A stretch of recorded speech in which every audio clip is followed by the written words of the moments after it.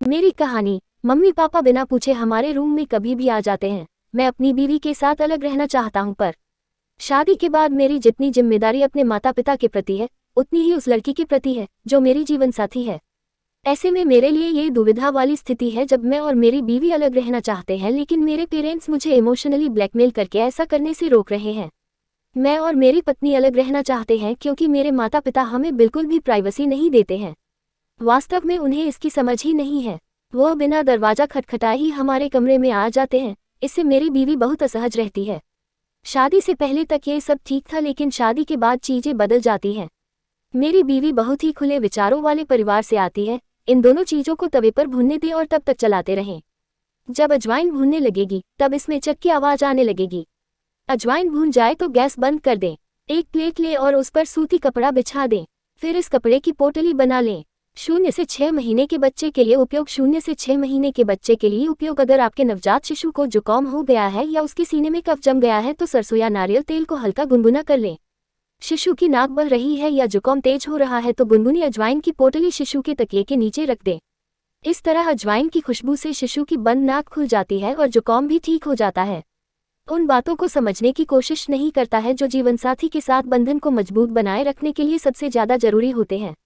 इसमें कोई दो राय नहीं कि हर पति पत्नी अपने रिश्ते को लंबे समय तक मजबूत रखने की कामना करते हैं। सकी अहमियत श्री राम और माता जानकी के रिश्ते से बहुत ही आसानी से समझा जा सकता है।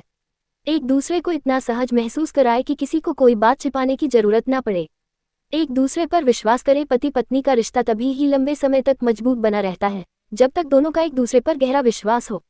इसलिए जरूरी है कि दोनों रिश्ते में कुछ छिपाए ना, अपने वादे का मान रखे, एक दूसरे के लिए अच्छे बुरे समय में साथ खड़े रहे।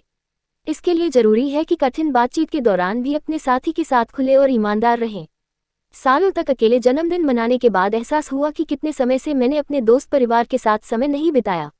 यह अलगाव भयावह और रिश्ते से ज्यादा काम को महत्व देने का एक कठिन सबक था। मैं तब से उन कनेक्शनों को फिर से बनाने के लिए काम कर रहा हूँ। हिलथती नहीं, पर हर बेटी विदा होने से पहले पिता से सुनना चाहती है ये 5 बातें। हर पिता अपनी बेटी के लिए एक ऐसा ससुराल खोजने की कोशिश करता है जहाँ उसे कोई तकलीफ ना हो, लेकिन इतना काफी नहीं। बेटी के खुशहाल जीवन के लिए उसे कुछ हिदायत और हमेशा साथ खड़े होने का भरोसा दिलाने की भी जरूरत होती है। हर बेटी के लिए उसके पिता रियल लाइफ सुपरहीरो होते हैं। एक बेटी के जीवन में उसके पिता के लिए जो प्यार और स्थान होता है, कई बार उसे वह खुद भी शब्दों में बयां नहीं कर पाती है। पिता से खुलकर यह भी नहीं बता पाती कि शादी करके जब वह अपनी एक नई दुनिया बसा रही होगी तो हिम्मत के लिए उनकी कितनी जरूरत होगी। नहीं, पर हर बेटी विदा होने से पहले पिता से सुनना चाहती है ये 5 बातें। ऐसे में हर पिता का ये कर्तव्य है कि अपनी बेटी को दूसरे के घर भेजने से पहले कुछ बातों को बहुत ही साफ तरीके से कह दे, जिससे वह अनजानों के बीच भी खुद को अकेला ना पाए। दी के बाद भी ये घर तुम्हारा रहेगा। ऐसा कहा जाता है कि शादी के बाद लड़की के लिए उसका मायका पराया हो जाता है।